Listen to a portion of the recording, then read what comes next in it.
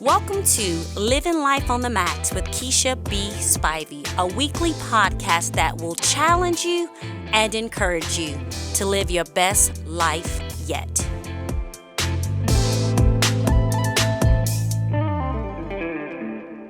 Hello, and thank you for tuning in to Living Life on the Max. I am continuing in my series called Soul Sisters, and depending on how you feel, you can drop the ers and put a and make it Soul Sistas, but it's just a series of taking the time to talk to some of my girlfriends.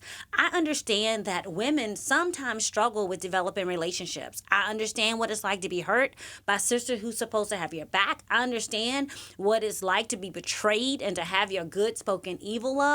And I think somewhere in there, we stop becoming sisters. We stop developing relationships, and then we start doing life alone, and that is dangerous. I sit across women often who are struggling, who are bitter, who are angry, who are depressed because they're doing life alone. Today, we're continuing in this series, and I'm calling it Sisterhood is Special. It is special. Last week, we talked about how real relationships are worth the risk. And you have to risk something to get in relationship with people. And sometimes you risk being hurt, but you also risk being helped and developing something that is so special that you don't even have the words to describe it. Today, my guests and I are going to have a little sister chat, and we're going to invite you in to listen to our conversation. I'm sure there's something we're going to say that you can relate to, or it might be something you say that literally makes you think we're absolutely crazy. But whatever the case is, I do believe you will get something from it. So I'm inviting you today to join into our story. My gut says you will be able to relate. My guest today is a dear sister of mine. Her name is Trishonda Roberson. She's a single woman. She's a minister. She's a leader. She's a visionary. And she's just an amazing woman. My life is richer because of my relationship with her. So I want to welcome you, Trishonda. Welcome to our conversation. We were talking before we came into this room on how we met, and we don't even know. No. I don't remember. I have no clue. All I remember is it happened. Organic sisterhood, and it happened. It happened. We didn't go looking for it. No. She invited me to speak at a conference that she was doing at the church. I don't remember knowing her before then. We talked. I don't even remember us talking at the conference. But I cannot remember us not talking since the conference. Right. That was the thing, because I was thinking about that the other day. How did we meet? Like, who connected us? Was it an event we was at? And it wasn't. It was nothing I could think of. And all I kept saying was, that's organic sisterhood. It just happens. It just happened. And it fits. We didn't have to work at it. No. We didn't have to fight through and try to figure out and test each other. Can I trust you? Right. Are you who you say you are? It just happened. Right. It just happened. So for you, I want to kind of go into this because you have a great relationship with your biological sister. Right. I shared a little bit last week how my biological sister coming on the show, we saving out for last because I need to get through all this other conversation first. And we love each other, but we're as opposite as night and day. And we didn't have that sisterhood. Our relationship is simple. I can talk about it, you can't. And I'm going to do it to her face. Right. I'm not doing it behind her back, but you ain't going to come to me and talk about it. That's just not going to happen. So we have a very unique relationship. But you and your sister, you guys have a special bond. Talk to me a little bit about your relationship with your biological sister. Yeah, so it's three of us. Okay, so we have an older brother. But my sister and I have always been the closest because it just seemed like my brother got away with everything. But my sister and I share a lot of stuff in common, like whether it was doing hair. Eventually, I grew out of that because I didn't want to do hair. Or whether we was always together, whether or not it was something we was doing at home or we was going some places together, it was always her and I. And so as we got older, of course, we kind of went in different paths, but she was the person that I can call. Like, she's the person who's going to love me, who's going to get me straight, who's going to not sugarcoat anything for me, just going to tell it to me straight. And so that's just how our relationship has always been. So even to this day, if I have a question about something, I ask her. She's my person. And so that's how our relationship is. How has that translated into you developing other relationships with other sisters? How has that, because you came from a healthy place. See, mine was a little bit different. yours was healthy. So how did you transfer that or transition that when you were, going through and meeting other ladies and inviting them into your special space, into your inner circle? How did that transition for you? So, for one, me and my sister had trust now. Now, we don't tell each other everything, but we had a level of trust. And so that's what I kind of look for when I'm looking at developing relationships with other women. But then also, me and my sister had moments where we had hurt, right? Mm-hmm. So when you've been hurt as a woman, you can almost see that in other women. It's true. And you don't want other women to hurt. So me and my sister have that kind of relationship. When one of us is hurting, the other one of us is hurting, and we're going to do whatever we need to do to make sure we're healed and we're whole. And so that kind of transferred into my relationship with other women. Have you ever had times where it was hard for you to trust other women? Oh, yeah.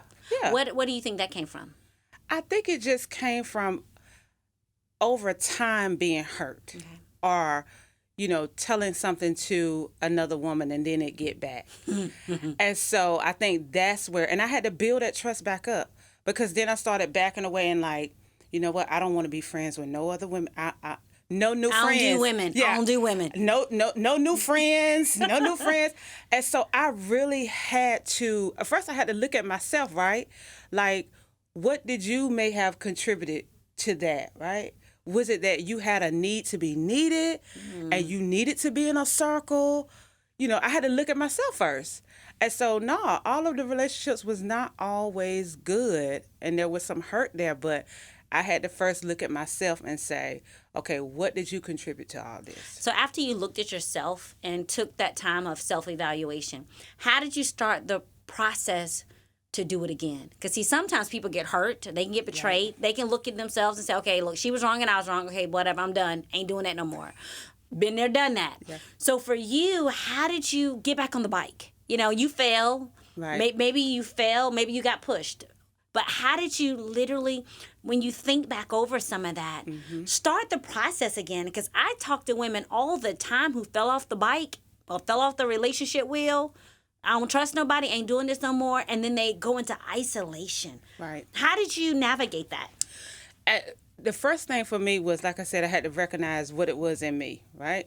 So I had to deal with all that feeling of rejection, that feeling of abandonment, that feeling of people pleasing. I had to deal with all of that with me. You got to look at the ugly? Yeah, I had to look at all that because we're so quick to want to blame everyone else. But then it was a slow process back, right? So it would be women that I had something in common with. And it wasn't that I would jump right into the friendship, but it was a slow walk. Like I was learning how to crawl and walk all over again. So we just have to take the process slowly and learn to trust little bit by little bit. Don't jump and try to get into a whole crowd, but one person at a time. And that's how I did it. That is good. One person at a time, one piece of trust at a time, one let's build life together at a time. So how would you, if you were, as you think back over that, and in lieu of your relationship with your biological sister and even your chosen sisters, how would you define sisterhood? Because I believe that we got a misunderstanding of what sister. Just because we hang out together, don't make us sisters. Mm-mm. Just because we go to the same church doesn't make us sisters. Just because we have some of the same interest. I mean, when you think of sisterhood, what does that mean to you? How do you define that? And that was something, Keisha, that over time I really had to almost redefine sisterhood for me, right? I had to redefine it because for me, sisterhood was we act alike, we have the same interests, we go to the same places. I scratch your back, you scratch my back, all of that. So for me, sisterhood it's a level of love, trust, and accountability. That's good. Talk about that a little bit more. That you will find nowhere else. So it's that accountability. If there is something that I need to be doing that I'm not doing, my sister's going to tell me. If my life is going in a direction that is raggedy, is not living to the level that, God is saying I should be at, my sisters are going to tell me. They're going to hold me to what I say that I am and that I'm going to be, right? So for me, sisterhood has that level of accountability that you're not going to find anywhere else. They're not going to let you live less than. That's good. So how do you, when your sisters check you, and snatch you all the way up. How do you not be offended? Because so many people, they say we sisters and we good, but the moment someone challenges them or calls them out, they get into offense. If this is your sister and you're in this sisterhood, you have this bond, you can't get mad. Or if you get mad, you cannot stay mad. You gotta get over it. You gotta get over it. You gotta have tough skin. Cause I know with me and my biological sister, right? Sometimes she tell me stuff and I don't like it.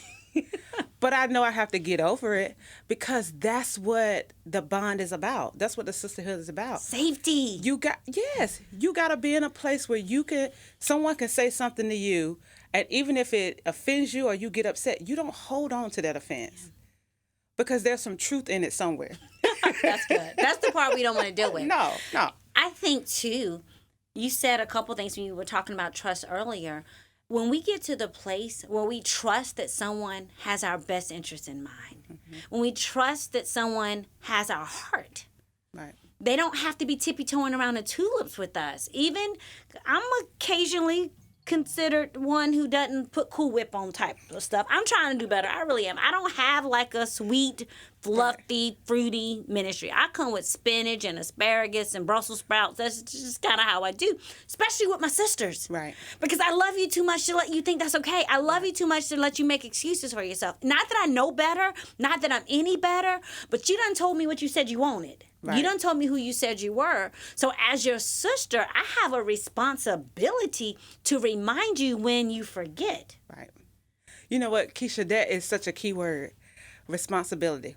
Because I don't think as sisters, as women, we realize that once another sister tell us something, right? Like tell us something that she want to accomplish, tell us something that's going on in her life.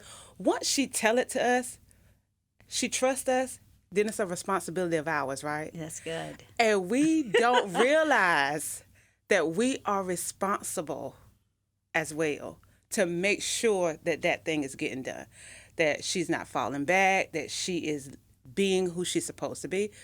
It's a responsibility, accountability and responsibility. That's it. And if you got somebody you calling a sister and you don't have that, you got a special friend. Mm-mm. But sisterhood means when I go down, somebody coming in there to get me. Right. If she coming to get me. She might have to hold me up a minute, but then eventually she going to push me because you not going to stay down. Right. I used to say, if I was in the ocean drowning, my real sisters, even if they can't swim, they're coming for you. They're coming. They're coming. They're going to figure out a way to get to the middle of the ocean to get me out. That's it. You got to have somebody that's going to come for you. Yeah. You know, one of the things that frustrates me, and this is just a little pet peeve of mine, people go on social media and they begging, you know, unspoken this request, and I got this, and you're writing your whole diary. And you all upset, or you caught your man doing something, your boss did something, you mad at the government, and you go spew all this out. And one day I was sitting there saying, don't you have anybody that you can pop a text to, or pick up a telephone call, or go pick up a phone and make a call, or go get coffee with, to get that venom out? Right. So instead of getting it in a safe place with somebody who's going to challenge you on your thinking, you spew it out to the world. Mm-hmm. And I think that's the thing, Keisha. The reason why they do it that way is because they know they won't be challenged. Ooh, that's it. They don't want to. They don't want to. Let me get it out. Let me dump all this out.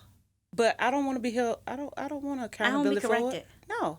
I don't be challenged. But my thoughts are this. That's no different than people coming to church. If you come to church on Sunday and you aren't getting challenged, if you don't leave out at least with your toes stepped on 1 or 2 times, or you don't leave out saying, God, I am sorry, I need to get my game together. If you leave out of a church service and you haven't been corrected by the great teacher, what are you there for? Right. If you're not open to correction and open to being challenged in your thinking, you know, I think society has made us get to a place where we think it's all about our feelings. Yeah. Oh, yes. How I feel about it. Mm-hmm. That's just how I feel. Not teachable at all. That's good. Don't want to be teachable. Don't want to learn from anyone else. Because sometimes in my mind, I have all the answers. I have all the answers for my life. So I'm not teachable.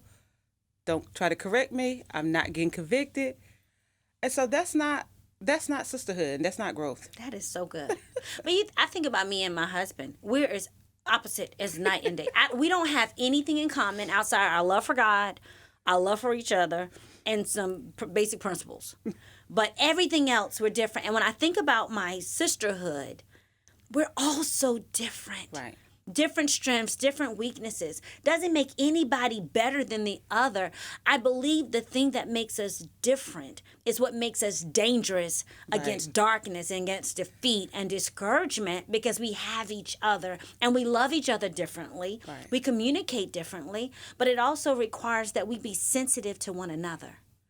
So talk to me a little bit about that when it comes to communication and women and, those types of things. Tell us a little bit about some of your experiences with that. You have to know how you best communicate, right? You have to know what your temperament is, how God has uniquely, wired you, right? Mm-hmm. So once you understand you and how you could communicate, you can understand how other people communicate. So you don't easily get mad and upset because it seems like Keisha may be a little bit, Keisha may come for me with a knife and a sword, but that's how she communicates, right? So you begin to understand your sisters because you understand how their personality is, you understand how God has uniquely wired them, and you understand how He has wired you. So you understand how to build those relationships and communicate in a way that everyone understands each other. And it's not personal. It's not. We're so sensitive. We're so sensitive. It's not. Oh my God. Everybody's got their feelings all hurt. And we have to learn to embrace our differences. Right. And everyone can't be the same. And everyone doesn't do what you do and think like you think. But that's what makes the world so powerful and makes God's creation so beautiful. I read a quote last week from Maya Angelou that just blessed my whole heart. It says, "I don't believe an accident of birth makes people sisters or brothers. It makes them siblings. It gives them a mutuality of parentage. But sisterhood and brotherhood is a condition people have to work at." Yes. They have to work at it. So when you think about working at developing healthy friendships and relationships and sisterhood, to you, what does working at it look like? You got to be intentional. Okay. We'll talk to you about that. You have to be intentional about building those relationships, right? So it's not a one-way street. It's not the other person is doing the phone calls. The other person is making sure that they are, present in the relationship. It's a two-way thing. Both people have to be present. Both people have to be intentional about building that trust, building that accountability, building that relationship. It's a two-way thing. And so it's not, like I said, it's not one-sided. It's not one way. I think sometimes, and this is something I've been guilty of, I'm not sure if you have. Sometimes in the past, I would confuse sisterhood with assignments. Oh, yes. Because there's a difference between you, my sister, and I'm assigned to you. Mm-hmm. Have you ever had issues with that? Yes. And then you try to hold on. And it's almost, not that there's anything wrong with the person. Yeah. Let me be clear. Not that there's anything wrong, but you're wondering why you're drained. And it's because that person, that relationship was for a season. The assignment ended. Yeah, it was for a season. It was for you and for them. Yeah. But you're steady holding on. And God is like, this was in a season and it was an assignment. That's it. And I think about times where I was just like, what happened was, that was my girl. Yeah. We were so close. Then all of a sudden, it's like, what happened? And I think back on some of those relationships and I see that God had allowed that person to come into my life at that time because it's what I needed. Mm-hmm. It was a part of my growing up. Right. It was a part of my maturing. So, and I had to be okay with healing and grieving and releasing. That's good, Keisha. Because I don't think people realize that you have to grieve relationships as well. You gotta grieve it. Because what we had died. It's gone. What I knew of died. Yeah. And so the person didn't, but what we had did. Yeah. And it's okay to say it hurt me. It's okay to say we were connected. It was okay to say that our lives were woven together like a quilt. And all of a sudden it ain't there no more. And so I've had to heal from that and not be bitter, but then learn how to get better. Yes. It was a lot of situations that I had that I didn't realize I was grieving. like relationships. I didn't realize it was grief until I was sitting down one day with my therapist, and she told me that that's what it was. Gave it a name. She said that's what it was. She gave it a name. Yes. I don't know why. What makes us think that we can just take a licking and keep on ticking? Why? How did we get to be Timex? I don't know. We're not built for moved. that. We're human. We hurt. Right. We go through. Right. But we have to heal. And I think for me, I went through a season of being really lonely and being really isolated because I didn't want to heal. Ooh. I think I wanted to hold on to the hurt. Yeah. Because it gave me an opportunity to fence myself in. I ain't had to let nobody in, and I ain't had to go out. And you would think it's keeping you from getting even more hurt, but it's not. It was putting me further and further in a place of isolation. And what was happening, it was making me get to a place of comparison. It was taking me to a place of just like complacency. Because iron sharpens iron. Right. And I didn't have that in my life. And so I was feeling dull because iron sharpens iron. Talk to us a few minutes about, you have women in your circle that are professional. You have women with all kinds of education. I tell people I have people in my life. I have people that I'm sisters with that have PhDs and felonies. Yeah. They're all. So there's across the gamut. I got them all. And I learned something from all of them. But each time I've had to allow myself to be true and get to a place of being authentic and being good with Keisha. Because when you're with certain people, the natural tendency is comparison. Yeah. The natural tendency is, woe to me, look, they got this and I don't have this. And how have you dealt with the comparison? How have you done with that piece? Because I don't think we intentionally set out to do it, but it will look up and find ourselves in a valley of comparing our knots to somebody else's gots. Yeah. One of the things I had to first do was learning not to become a chameleon. Okay. Talk to me about that. Whatever circle I was in, trying to adapt and be more like that circle, right?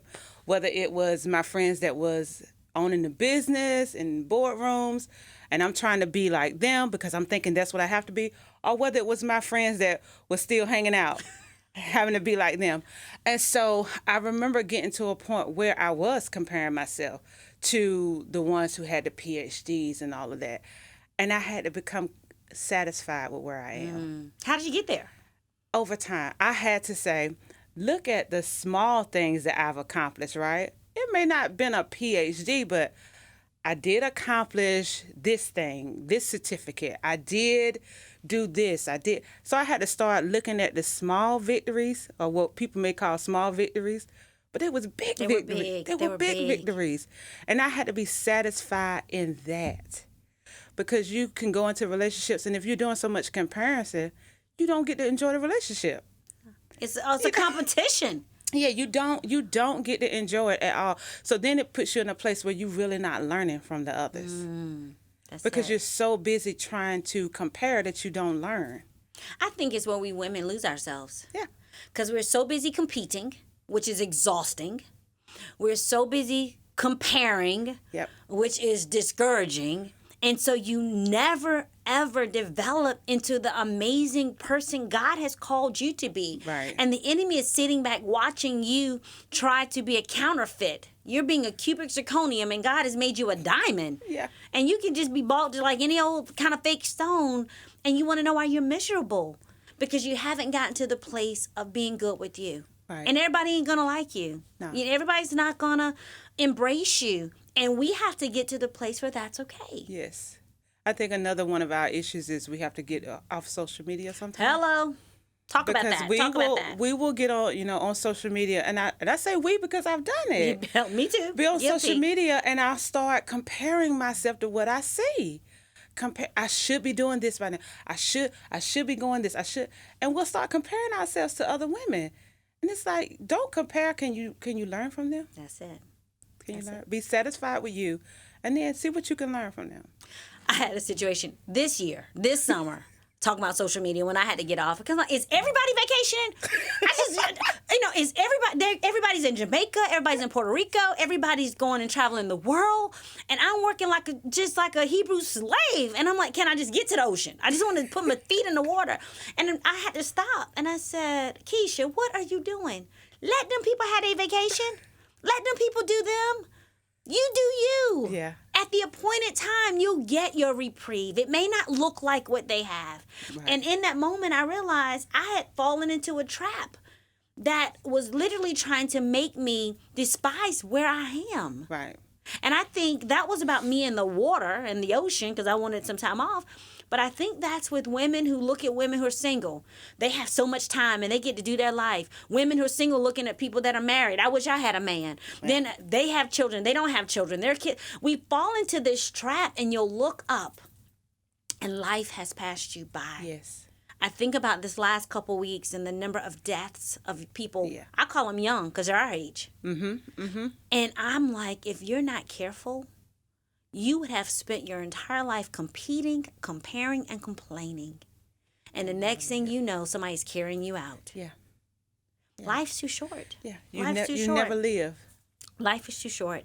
So what would you say from listening to our conversation and, talking about the importance of sisterhood and developing relationships, what recommendations or suggestions would you make for women that could be coming out of that unhealthy place? Mm-hmm. They've been burned. They're isolated. I don't have any friends. I'm lonely. I get, and it's so easy to tell them what the Bible says. You want friends, show yourself friendly. What does that mean? So someone who said, I don't have no friends. Yes. I ain't got no girls. It's just me. And I've been hurt and I'm wounded and I got these walls up. Where do you tell them to start? What would you say to them?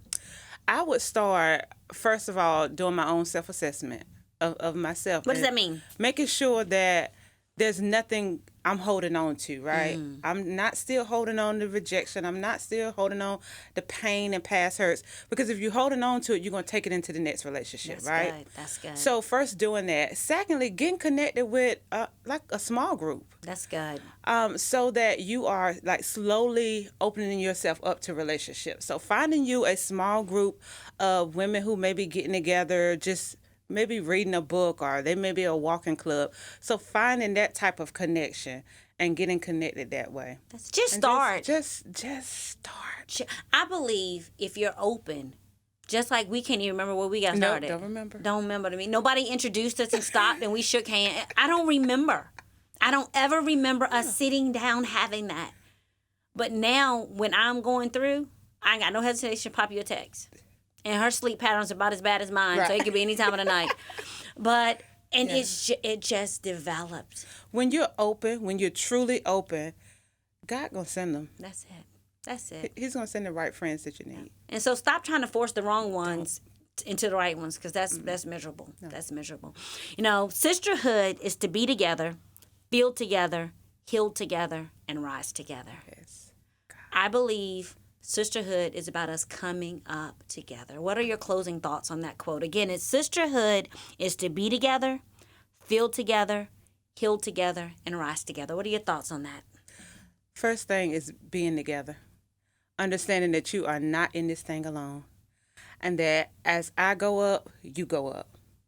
So you're not in it alone, and you are with a group of sisters that you are rising up together. You're being everything you was placed on this earth to be together.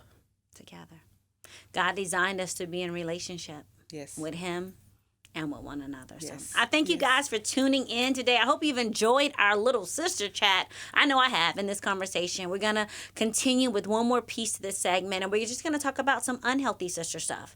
And that's where me and my sister come in, because I love my sister, but we ain't always liked each other, because we're as opposite as night is and day. But here's the thing. We love. And sometimes you got to learn how to love through the unhealthy, and learn how to do boundaries, and learn how to do all of that, boundaries and borders. You got to learn how to do it in healthy ways so that you can do life together and enjoy the process regardless of what it feels like. So thank you again for tuning in. I look forward to us chatting on next week. And until then, do you to the max. God bless.